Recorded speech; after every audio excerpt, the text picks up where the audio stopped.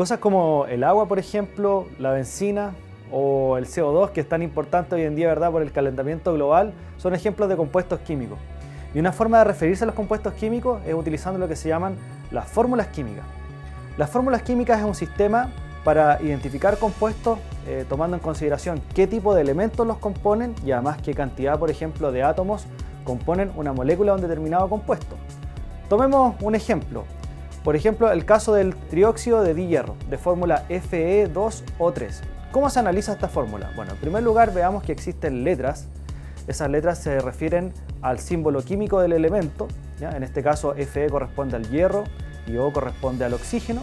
Y si ustedes ven, también existen unos pequeños números que acompañan a cada uno de esos elementos que se llaman coeficientes atómicos.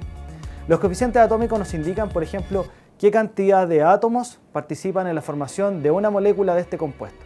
Por ejemplo, en la fórmula que estamos observando, ¿verdad?, para el átomo de hierro existe un coeficiente de número 2. Eso indica que hay 2 átomos de hierro participando en la formación de esta molécula.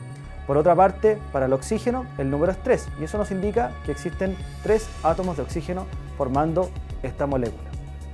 Otra cosa que podemos averiguar utilizando las fórmulas químicas son los estados de oxidación de los elementos.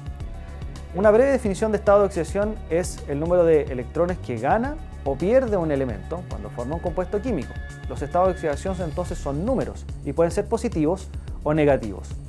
En este video particular veremos un ejemplo de cómo calcular un estado de oxidación a partir de una fórmula química. Tomaremos como ejemplo el dióxido de manganeso, de fórmula MnO2.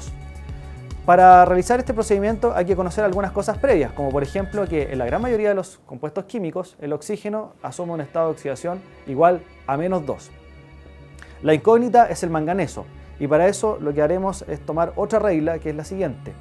En los compuestos químicos neutros, como este caso que estamos observando acá, la suma de los estados de oxidación de cada uno de los elementos que participan en este compuesto debe ser igual a 0.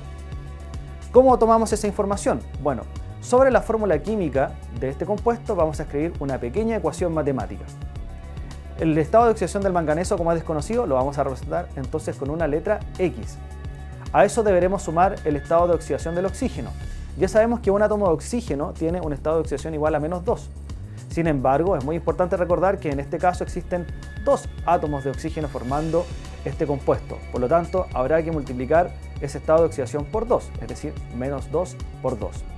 Luego la suma de X más -2 por 2 debe ser igual a 0, pues la suma de los estados de oxidación en un compuesto neutro como este debe ser igual a 0.